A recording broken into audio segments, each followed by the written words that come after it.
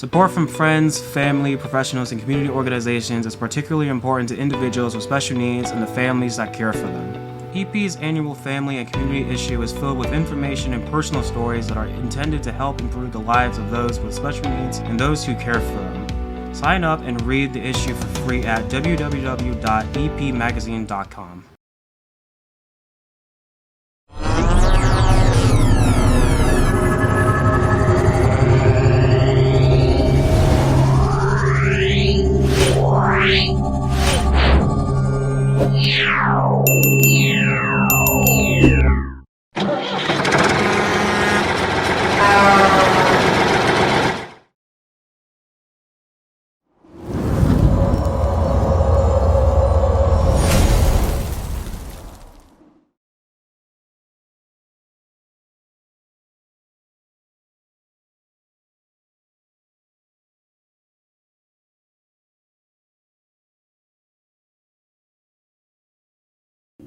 Suicide is preventable, and each of us has a role to play in suicide prevention.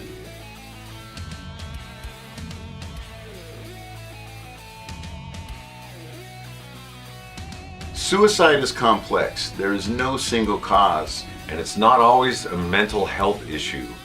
It could be loss of a job or home, financial or relationship issues, pain, or leaving the military. Suicide does not discriminate. It affects all ages, races, and genders, veterans or not.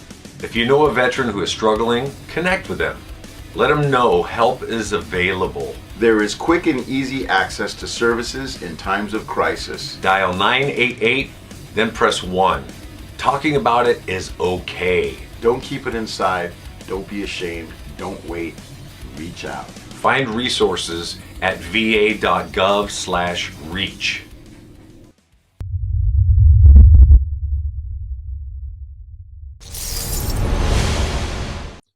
Hello and welcome again to Oscar Mike Radio. My name is Travis. I'm a Marine Corps veteran and your host.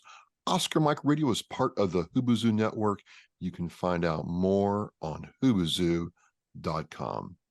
I want to thank my sponsors, Joyce Asack of Asack Real Estate, Army National Guard veteran Mark Holmes of Reapers Detailing and Power Washing, and my supporters, all veteran-owned business, Bone Frog Warrior Apparel Company, Caisson Shaving Company, Black Cat Designs, and Savage American Woodwork. It's 2024. We're off to a fast start. I always love talking to people who have had to rebuild their lives multiple times. This man is no exception. So I want to introduce, without any further ado, no delay, Devon Brown, U.S. Marine Corps veteran and coach. Devon, welcome to Oscar Mike Radio. Appreciate it. Thanks for having me. It's a blessing to be here. I appreciate it. No problem at all. Marine Corps, you went in, you did your thing, you got out, and you're doing this. We're going to get into all that. But you have a really interesting story, and you wanted to share it with me and other people because you're living like some coaches I run across, life coaches. I'm like, did they actually live what they're talking about? You've lived a lot of what you're talking about. We're going to get into all of that. But first, kind of give us the background story of who you are and, how you got here. Yeah, so I grew up in a small town called Evergreen, North Carolina. Many people never heard of it. We only have one stoplight in the whole community. We probably got about 100 people there right now. And baseball was my sport of choice. But I just grew up making bad decisions. Baseball kind of saved my life a little bit, but outside the baseball field, I just hung out in the streets, made a lot of bad decisions. I ended up losing my baseball scholarship because I broke into someone's truck and stole their money, and then I went to jail for it. And then after I got out of jail, I wanted to just do something to change my life. I just want to do something to make my family proud. This phrase stick to me every single day. My grandmother always told me by the time I was 18, I would be dead or in jail. So every birthday I call them like, Grandma, I made it, like I'm 1 year closer. So actually my birthday is on Monday. So I can't wait to call and say, Grandma, I'm 36 now. Remember you said this 18 years ago? So I ended up joining the Marine Corps, and the Marine Corps saved my life. It taught me, how to be disciplined. It taught me a bunch of morals and how to respect others and how to respect myself. And then I just seen like the looks on my family faces of how I made them happy. I made them proud. And I just wanted to keep that look. And then I ended up getting out of the Marine Corps, and I did some government contracting overseas in Kuwait and Iraq for 7 years. And then I came home. And then once I came home, I was like, okay, what's the second part of my journey? Like, what part now should I be doing? And I got into the coaching and speaking, but I don't want to say I got into it. I feel like it called me. I love sports, and I wanted to do anything just to stay around sports. So I got into public speaking and helping coach kids in baseball and any sport I can get around to. And now I've lived this journey of mistakes. Every mistake I made, I'm now to a point where I'm just trying to show the young athletes what not to do. I didn't have me growing up. So I say I made the mistake so they don't have to. So now I'm in the public speaking. I travel around the world just speaking now. I just did a speaking gig at St. Augustine in Raleigh, North Carolina, to their first gen graduates, just sharing my story and just helping them understand, like, it doesn't matter what your background is, where you come from. The rear view mirror is smaller than the windshield for a reason. It doesn't matter what's behind you. It only matters about what's in front of you. And I'm here now just trying to help these young athletes. I'd rather see them doing what they love to do than in jail like I was. Was going to jail before you got in the Marine Corps, was going to jail like a wake-up call saying, you know what, oops, if I'm not careful, I'm not going to see 18. I'm not going to see, 23, 27, 40. Was jail really that wake-up call for you? Or was it going to Paris Island and like, oh, wow, this is a different life? Going to jail was that wake up moment where it was like, because I was on my second strike, and I was like, okay, it's either do something with your life or you're going to prison. You're going to be another statistic. My father wasn't in my life, and he was in and out of jail. And I always said I didn't want to replicate what my father did. So going to jail was that wake up moment. And actually, while I was in there, it was a deacon in there who was hosting a Bible study. And I joined the Bible study, and like 30 minutes into it, I heard my name called saying I made bail. And my first cousin was in there with me. And he told me, I do not want to see you ever in here again. You should not be in here. And that was like that wake up moment where I was like, okay, what am I going to do now? It's time to man up. And so I ended up joining the Marine Corps. When I stepped foot on those yellow footprints at Paris Island, I was like, oh yeah, it's getting real. And it made a man out of me, to be honest with you. I was always the one who, I could take a lot of pain, but the respect, discipline, how to overcome adversity, Paris Island and those 13 weeks really formed me to what I am today. Yeah, let's unpack that a little bit. The only reason I want to stay there for just a minute is a lot of people don't understand that a person like yourself, or from a broken family or a family where the parental foundation isn't strong, goes from no order, no guidance, no foundation, to all of a sudden, you're getting built like right there in real time, right? Yeah. What was, were you like a sponge for that? Was that like, wow, this is awesome, even though you're getting yelled at and you're getting stressed out and you're not sleeping and you're eating at fast speed? Was it like, yes, this is the kind of life I want, when you started getting that kind of attention? Yes. It's crazy because once they threw me in the sand pit, it was like, man, this is for real. This is like for real. This is what I want to do. And I can feel my body breaking down, but I can also feel it becoming what it was supposed to become. All the yelling and screaming, it didn't bother me. It was just the knowledge. Like, I was a sponge to, okay, what am I supposed to do in this situation? How do I become a better person in this situation? How do I respond to adversity? How do my body respond to pain? Like, I was a sponge in that moment, because I never had any order. I never had no one to say, hey, this is how you do A, B, C, D. So being there and seeing that was like, I knew, all right, this is what I should be doing. This is the order. This is the organization. This is the direction I should be taking. And then take everything that I've learned there into the real world. Whenever that time comes, I always said I was going to retire, But like that, I'm not gonna lie, them dollar signs look good once you start doing government contracting. But I I took don't blame you. I don't blame you. yeah, If I man. could have done that, I would have done that. I mean, you got to get paid, right? I mean, Yeah, you're sitting in a tank, which is a bullet magnet. There's all kinds of things that can kill a tank. To yeah. doing other work, great. So you do all that, and by that time, to get those government contracts, you had to prove you were a different man, Devon. Like, you had to prove you're high speed, low drag accountable, all that stuff. After you got through with that, what was your transition out of that life like? The transition out of the military was hard for me. I became a real bad alcoholic. I lost a lot of friendships and relationships because I was so used to just being so driven, so organized, just having my whole day planned out, to now I'm in the real world where there's nobody there telling me what to do at 8 o'clock or what to do at 09 or what to do at 1300. I don't have a set schedule anymore.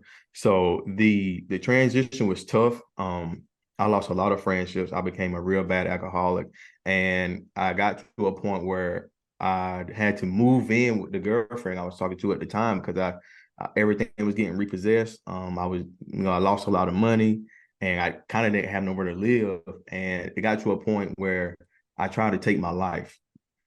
It was just so much. Yeah, so I tried to take my life. I drank myself into almost a blackout and just started driving. And then I ended up having a flat tire. And actually the police ended up pulling me over. And he actually called a suicide hotline with me that night. So it was tough. It took a lot to rebuild my life back over. And I lost everything. I lost everything. And then that was like a wake-up call for me, like, all right, you know, nobody's going to pull you out of this. You got to take back over your life. So I started doing a lot of people talk junk about the VA. But I had a good friend who worked there who got me into all the mental health facilities I need to take.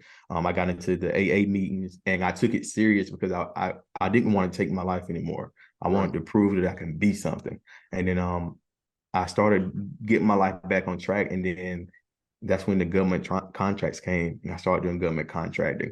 And once I got a government contract and with my coaching, I want to speak to a lot of veterans to let them know that their lives matter. There is life after the military. It's going to be tough. It's going to be dark. It's going to be hard. Surround yourself with the like-minded people to help you succeed and get where you need to be. And that's kind of on the journey that I'm taking now. You went through some really dark times, Yes, sir. and then you got the help you needed, and then you got a government contract to speak and talk about this to other veterans. Yes, I used to work at the VA hospital in Wilmington, Okay. North Carolina. So I use that as kind of leverage to help me talk to veterans as well. Awesome. Awesome. Yeah. So is this where the idea to, build your coaching career came from because you've lived it. You've Yep. lived it. You clearly lived it. You've come from, your own self-admitted mistakes to saying, I got to own it. I've got to take accountability. And that's the thing I'm going to ask you about. It seems like that you've made mistakes, but you're not glossing it over. You're not making excuses. You take accountability. How important is that to you, Devon? That's huge for me because you can't keep blaming everyone else for your mistakes. One thing that I had a hard time dealing with was that my father wasn't in my life. So I always used that my father wasn't in my life as an excuse to act out or make bad decisions. And then I had to program myself to say, all right, he's gone. He's not coming back. So what are you going to do? There's nothing he can do for you. And whenever he wants to come back into your life, you need to become the person that you need to be. And so just started taking accountability for everything that came from the principles I learned in the military and all the government contracts and government agencies that I work with is accountability. And that's one of my principles. Like I guide by accountability. You can't blame anyone for whatever the situation you are in but yourself, because it's only going to be yourself to get you out of that situation. Nobody else is going to come. And you can have friends, family members, or whatever, but it's up to you to get yourself out of that situation.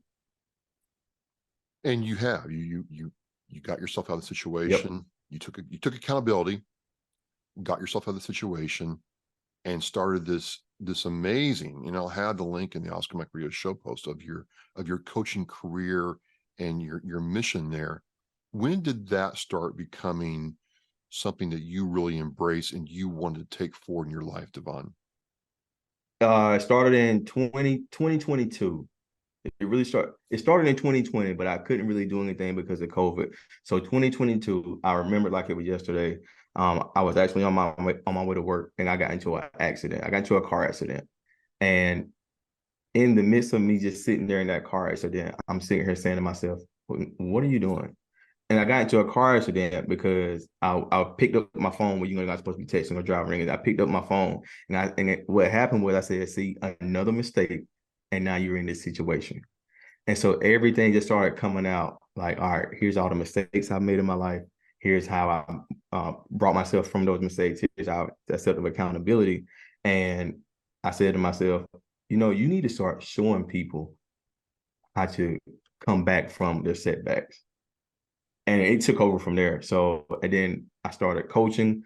I started just teaching. Even at my jobs, I started just leading differently, just trying to show people how to become a better person.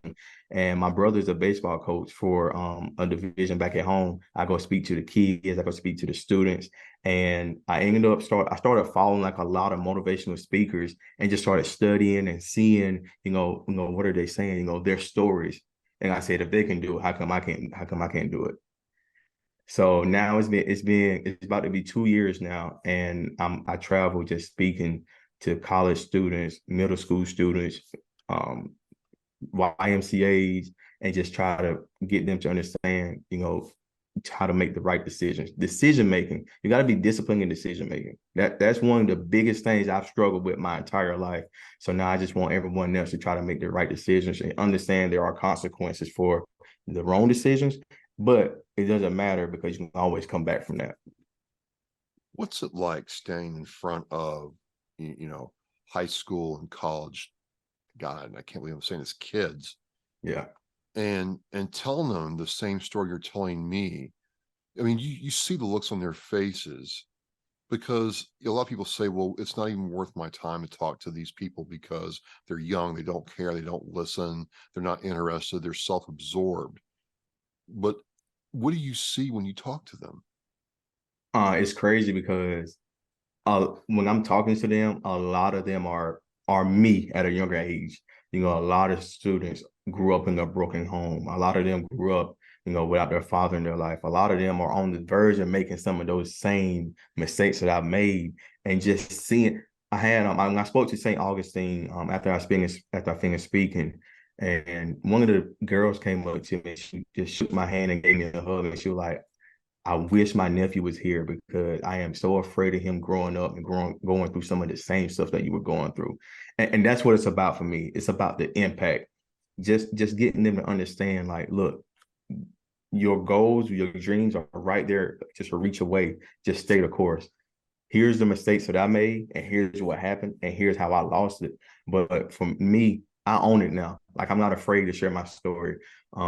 In the beginning, it was difficult because I didn't know how people would think of me because when I'm speaking in my hometown, they know the things I used to do. So I was like, okay, they're gonna think I'm a fraud. You know what I mean?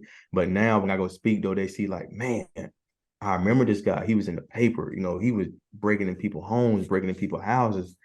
And now he's successful by just telling his story. So I'm just getting them to understand that whatever your story is, this is your story. Don't be afraid to share it. And one thing I always tell someone is, your story, you never know, someone else needs to hear it. They need to hear it. They could be going through the same thing. One of the things that really connected me with you when, we started talking about coming on and doing this is, no matter what point of life you're in, it seems like if you choose to and take accountability like you have, you can change your story. Yes. But for a lot of people, that's hard, right? How do you get to somebody who's so in their rut that they can't see they can change their story? They can take that fork in the road, right? Right. One thing I started doing was surrounding myself with like-minded people, surrounding myself with the people who are on the same path that I'm on. Growing up, I always surrounded myself with people who were doing the wrong things. So I started gravitating towards that. Once you surround yourself with like-minded people who is in the same path, you are what you see. So if you're seeing nothing but positivity and good things happening, that's what you're going to want to become. When you're hanging around people who's doing all these great things, it's going to make you feel like you can do those same things as well. And that's one of the things I preach to them as well. Like, it's okay if you lose your friends by trying to become the best version of yourself. And if you lose them, so what? Because they weren't your real friends anyway. I tell them your real friends are the ones who want to see you succeed and become the best version of yourself. Those are your friends. And I lost a lot of people becoming the person I am today. And I'm okay with it. And once I've accepted that, I became the best version of myself. And that's what I try to get them to understand. I know it's hard, but if you are hanging around people who are drinking and smoking and stealing or doing whatever, you're going to gravitate to that. But if you're hanging around people who are successful, they're going around doing nothing but good deeds, you're going to gravitate towards that. So that's one of the main things I try to tell them. Surround yourself with the same people who are going to help you change your mindset. Mindset is everything.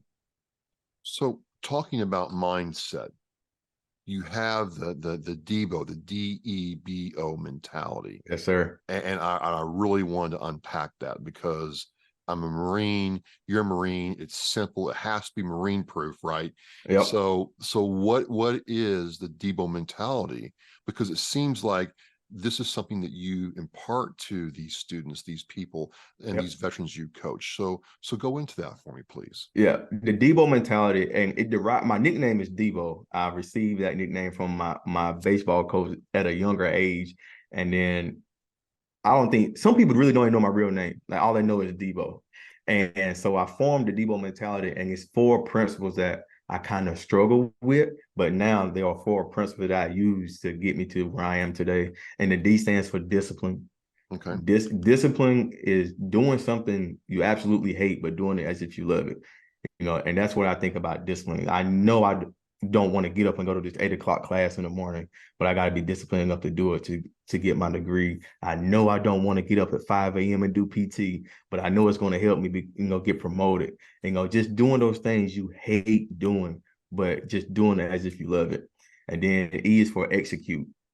I was always the one who always just talked and talked and talked. Oh, I'm gonna do this. I'm gonna do that. I'm gonna do this. But I never put anything into action. And now I am executing everything that I said I wanted to do. I said I was gonna get my bachelor's degree. I got my bachelor's degree. Yeah, it took me 16 years after high school to get it, but I got it done. I said I was gonna be a motivational speaker. I'm a motivational speaker now. I started finding out what I need to do to get to those levels. I wrote it down and I was just checking off, celebrating the little wins. And now I'm starting to execute everything I said I wanted to do. And then the B stands for brave. Face your fears. We all fear something. My biggest fear was getting up speaking in front of 1 million people because I took speech all the way up to 11th grade. So I couldn't pronounce a lot of words. But now I get up there and just share my story. And I love speaking. It's like it's my passion. I love it as much as I love playing baseball. It's like when I get that mic in my hand, first inning, I'm a little nervous. But after I get them first 5 minutes out the way, it's go time. And that's kind of how I address it now. Like I love doing it and I get nervous every time I get ready to stand up. But I face those fears and tell my story. And one of the biggest things that I've had to face was losing a lot of good friends, like a lot of people I grew up with my whole entire life that now I'm having to cut them off because they're just not in alignment with what I want to do. So just be brave, face your fears, and do whatever you need to do to make it happen. And then the O is what I struggled with was overcoming adversity. I've overcame so much in my life that it's crazy. Like I overcame 8 surgeries. I broke my jaw twice. I had my mouth wired shut for 6 months. I've overcame, going to jail. I've overcame my father not being in my life. I've overcame my mother having, to work all the time, but don't really be in our life, being raised by my grandmother. I've overcame suicide. Just being able to overcome those adversities and just seeing that there is light at the end of the tunnel. And that's where the D.E.B.O mentality came for, those 4 principles that I use now: discipline, execute, brave, and overcome. And I preach those, and that's my message to the world. It's simple though, but it makes sense. Yep. You can't have progress without discipline. You have to execute. Yep. Talk is cheap. You have to execute. And yeah, bravery's part of it. It's brave going into a tank. It's brave Yep. standing in that batter's box. It's brave, getting ready to jump into that pool of water, Yeah. right? And then overcome. I mean, it almost sounds like that you'll always be trying to overcome some obstacle to be your best self. That's what it Yes. sounds like. Exactly. I'm always looking for the next best thing. Okay, they said I couldn't do this. All right, how am I going to do this? They said I couldn't do this. All right, I'm about to do this. Like I'm always looking for that. I'm a sponge now. Like I always want to know. All right, what's next? Give me the information. All right, I can't go speak in front of 100 students. Watch this. I'm about to go speak in front of 100 students. I went to recruit trainer not knowing how to swim. All right, I'm about to jump off this diving board and get me and qualify. I went to boot camp not knowing how to shoot a rifle. I'm an expert when I left up out of there. You know what I'm saying? So just being able to do whatever somebody else say you could do it. And I love it. And I used to do it just to try to prove everybody else wrong. But now I'm just doing it to prove to myself that I can do it. Like I don't care about the outside world at this point. So just one thing to clarify: do you do the speaking Yes, in sir. front of groups of people? Call me sir. I'm a Lance That's Corporal. right. That's right. My bad. It's all right. It's all right. You do the group speaking, but do you also do individual one-on-one coaching? Do you group coaching? How's the coaching part work? The coaching part is mostly groups. I tried the one-on-one, but I get the best bang for my buck in the groups because I love being able to reach a group of people. And then when I'm with a group of people, I can kind of see their minds start working and we all kind of transform into, this one highway. It's crazy because I had a group of 8 guys. Um, all of us came from different neck of the woods, alcohol, drugs, jail, successful. And then we were just talking about our problems. And I'm there just teaching them like, hey, these are the 4 principles that I use. And this is how I've used it. And then I start asking them, how can you apply this to what you're going through? And it's crazy how you can see 8 people who are all separated start going in alignment. So I love the groups. The groups are my thing. So what happens? You get a group of people together, whether you're speaking to them or coaching them. What's your approach to if you're getting coached by somebody, like if you're having a trouble hitting or catching the ball, right? You got a coach there looking at you, seeing what you're doing right or wrong. How do you evaluate a group to understand where they need the most help? Does that make sense? Yes, it does. So I like I like for them to be more engaged and tell me what issues they're having. I like to, and then I never go in there letting them think, hey, I'm just hot shot. Like I go in there letting them know, hey, y'all, I'm not making I haven't made all the best decisions either. Here's where I struggle at, and here are some of the things I'm still struggling with, and this is what we can do together to get there. And I think by me just being so vulnerable to them, it opens up so much more dialogue. It gets them to understand, like, man, he's really telling his story. He's really human. Because a lot of people, when they see somebody who's talking in front of a lot of people, they think they never make mistakes or they don't go through anything because that's all they see. They don't see the struggle, what it took to get there. So just getting them to, all right, what's your issues? Where are you struggling at? Where are you succeeding at? What can we do better to help you get to this goal? What are your goals? And I always tell them to write it down. Hey, we're gonna write this down because you see it. Once you see it, it's like it's there. All right, I gotta account for this right here. And then we celebrate the small wins. And I always tell him like, okay, what you want to do? He'd be like, hey, I want to make it to. We just use the NBA for example. What are the steps you need to take to make it to the NBA? I need to graduate high school. I need to graduate college. I need to do this. I need to make sure I go to practice. And we write it down. And every goal that we hit, we check it off, even the small wins. So just getting them to understand, like, hey, it's okay to celebrate the small wins. It's okay, and it's not overnight success. Usain Bolt said it himself. I practiced and ran 9 years just to run, 9 seconds. So it's not overnight success. So what do you do? Because in my world, progress isn't linear. You don't start here and go all the way up, right? Mm-hmm. Or the other way. But you know what I'm saying? It's not like a straight line. There's bumps in the road. How do you tell people to deal with the bumps in the road that life puts in front of you? You're going through life and then you get maybe a physical injury, or you studied real hard, but you still failed that test, and it knocks you back a couple steps. And you've lived this, so you've done this. Yep. But how do you tell them to kind of like brush themselves off and get back up and get back in the fight? What's your approach to that, Devon? Yep. I always tell them, I always use my degree as an example. It took me 16 years to get a 4-year degree. That's a long time. And it was a crooked road, just like you said. And I try to just tell them every step I took, what kicked me back, and how I've changed my mindset to start seeing, all right, this is just a bump on the road. Because once we get knocked down, a lot of us like to stay in it. And I tell them, it's okay, stay in it, but don't live in it. Stay in it 5 minutes, 10 minutes, do whatever you got to do. And remember that feeling, and then dust yourself off and get back up. And always remember, you don't want to have that feeling again. And when I use that analogy, they kind of understand it. And I tell them, like I said, it took me 16 years. I remember losing my baseball scholarship and getting kicked out of college. And I stayed there for a while. And then at a moment, you get to say, okay, I can't live in it. I got to get back up. I got to keep going. I got to keep going. And it got to a point where now I don't say plan for it, but I expect it. So now I expect, okay, I want to get here. So I know somewhere down the road, it's going to be a bump on the road. So once I start expecting it, and when it hits, it don't hit me as hard as it would. And I'm like, all right, it's going to be a straight line. I'm not going to have any issues. And then when I get that kick in the butt, I'm like, man, what do I do here? And I think it just comes from a lot of just reality of going through stuff as well. Some of us had it harder than others, and some of us are going to have it easier. But once we hit that bump in the road, I tell them, hey, sit there, think about it, soak in it. I don't care, but just don't live there. Remember that feeling. And then when you dust yourself back off, just know, okay, this is what I did, and this is how I got kicked back, and I don't want to go back there. So now what can we do to make sure we don't make that same mistake again? Sure. You haven't been coaching for what some people would consider a long time, but you've been doing it for a couple of years now.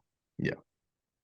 What's it like when someone either, through social media or email or, your website says, hey, you know what?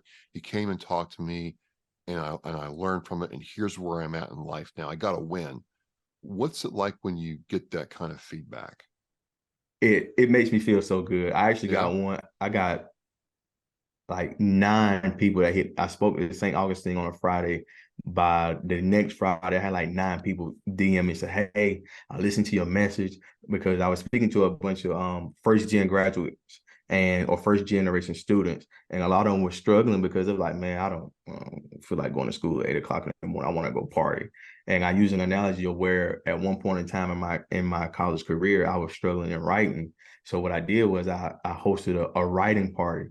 But I didn't post it as a writing party. I was like, hey, I'm having a party at my house, man. I need someone if you can write, if you're a tutor, I need you here. And when we got there, we're like, hey, y'all, look, we about to have a writing party. I am struggling. And they thought it was a joke, but once we got into it and they really started helping out, it was like, man, this is crazy. I didn't know there was this many people that would really want to help. And then so a few guys were like, hey, y'all, I got a tutor. Like I got a tutor, and they were partying a lot. They were like, hey, we had a party on Tuesday, but I had a test on Wednesday, but I didn't go to the party because you said you got to be disciplined and do what you need to do. So it makes me feel good to understand that my message is getting across. I mean, and I understand that my message is not going to be for everybody. One thing that I realized in this world is that there's 8 billion people in this world, and you're not going to have all 8 billion people rock with you, but you're going to have your group it's going to click. And that's what it means to me. I love hearing other people win. And that's what I'm here for. Just how can I help you win? It's just the impact for me at this moment. What can I do to bring the biggest value to you and help you succeed in whatever you want to do? And so by doing that, would you say you found your true calling and purpose in life? Yeah. Yep. This is it. This is when I'm around people, like I just get jittery and I get happy. It's like I always tell people, whenever you go to a job, when you don't care about the money and it's just this is what you want to do, like that's your calling. A lot of people just work dead end jobs because they just want a paycheck and they're miserable and they're bored. But when I used to work at Dick's part-time, and I love working at Dick's because I get to go to work and talk about sports all day. Like that is my passion. So once you find your passion, what you're driven, what you're called to do, it's not work to you. It's like I wake up every morning, like, all right, how can I help somebody today? And that's just how I approach everything now, because I just love adding value and helping people. And this is it.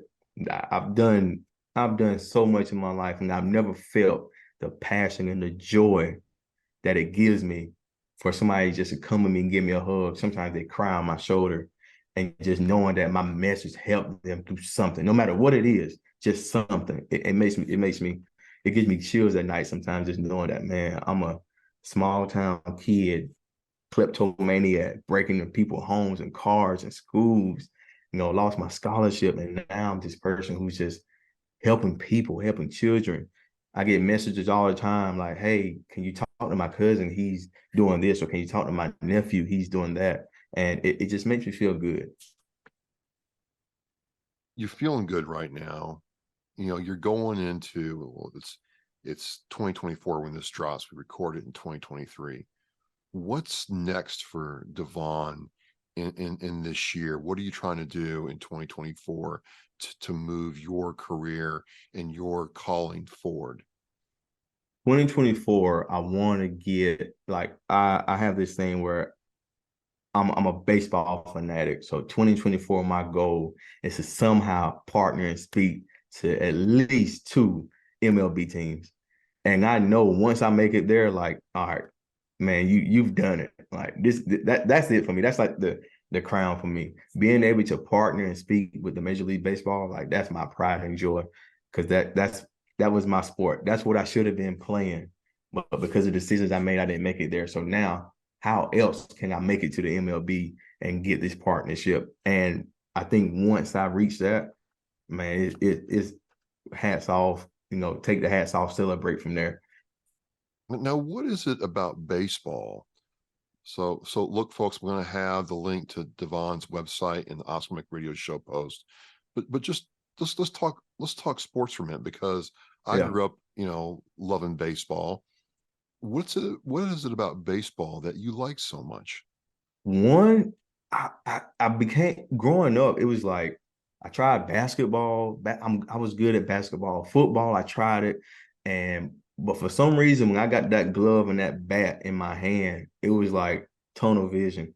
It was like a gift that I didn't know I had, and I love playing, just being able to hear everybody, and it's all eyes on you. It's almost, baseball is the one sport that you can fail 3 out of 10 times and still make it to the MLB.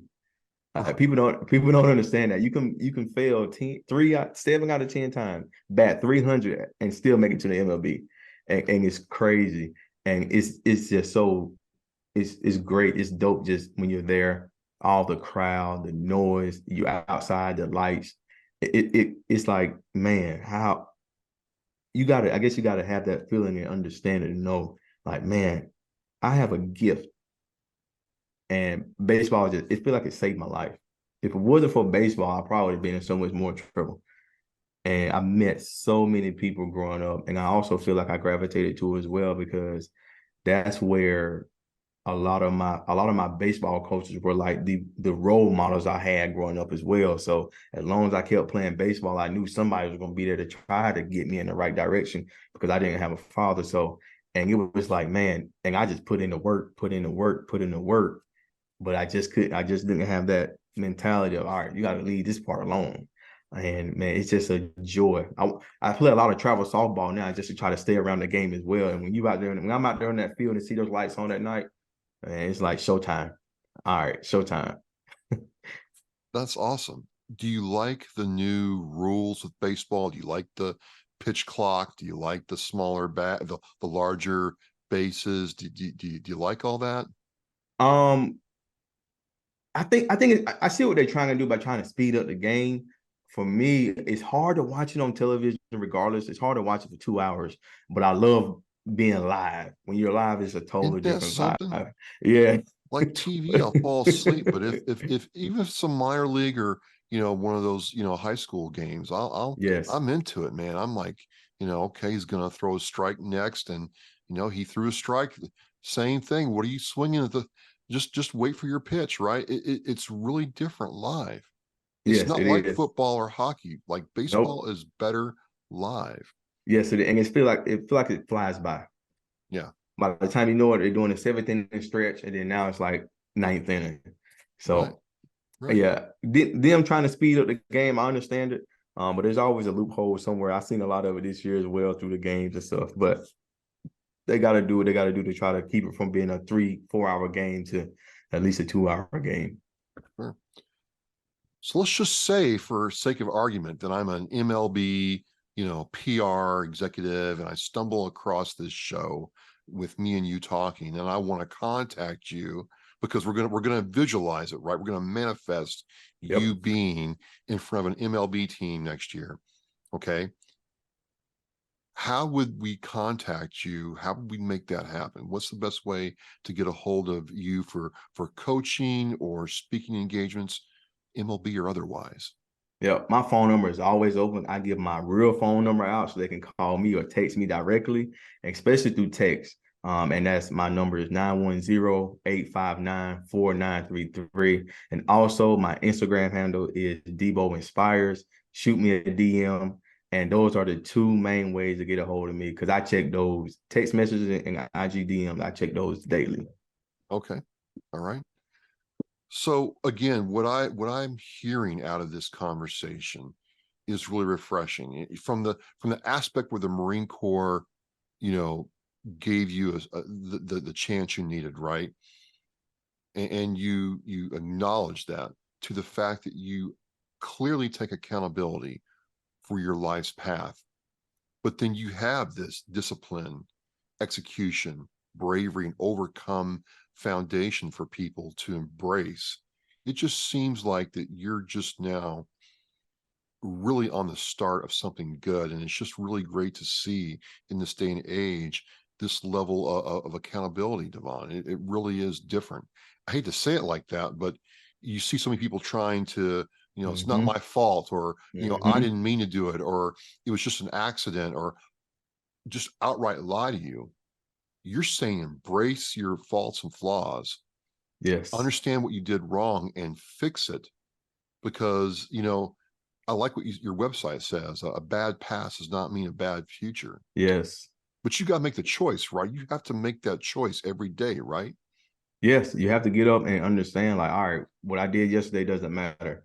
How do we move forward? And just owning it, accepting accountability for everything. Nobody is going to get you to where you need to go but yourself. A lot people say they're going to help you along the way, but at the end of the day, you got to make that decision and say, okay, I want to do this. You have to make that decision of whatever it is. It got to come from you and your mindset.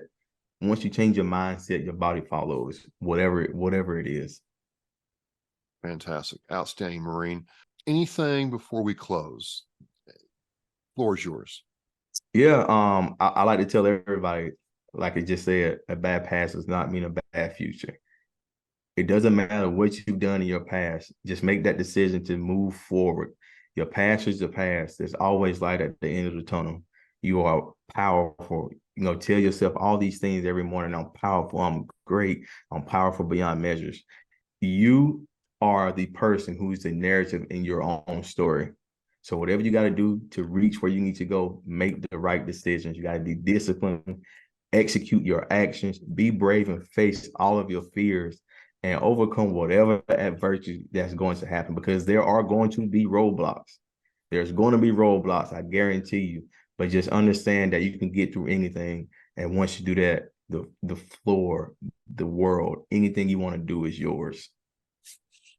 Well, I hope that you get to talk in front of an MLB team next year. That would be absolutely, outstanding, and really, really a proof, validation, whatever you want to call it, that Yes. the big dude upstairs, the commandant, the supreme commandant, Yes. heard what you had to say. So I know he's listening. I know Chelsea's listening right now. I just want to thank you for coming on and talking this way. Well, I can learn from this. I can learn from what you've done. I don't have to be a college student. I don't have to be a high school kid. Even as an adult, there's still this aspect of, okay, I can take accountability right now. I can be Right. disciplined right now. And so I just want to thank you for sharing so openly and candidly.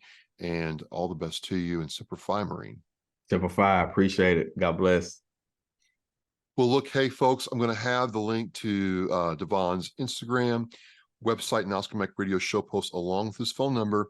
Text him, please. You've heard it right here. You've heard a way to, rebuild or restart your life at any given time.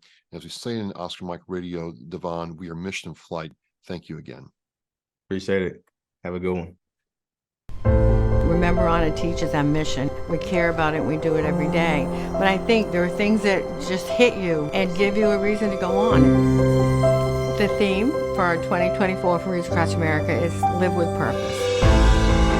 It just seemed to fit in with the vows of the REAP, the 10 attributes that we feel represent our United States military. And I thought, what a great opportunity to put those two things together and show our kids through how we act some of the things that can make their lives better, their communities better, and by doing that, the country better. For me, Live with Purpose, I think, it's a mindset. Set some guidelines and then go out and purposefully make life different, make a change. It's an opportunity to set an example.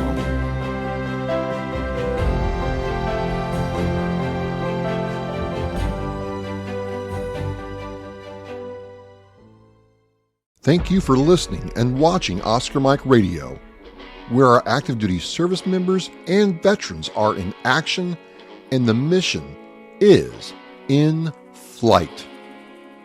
Oscar Mike Radio is an oversized load Co-Sinister One production. If you are a veteran or know a veteran who needs help, please dial 988 and press 1 for the Veterans Crisis Line.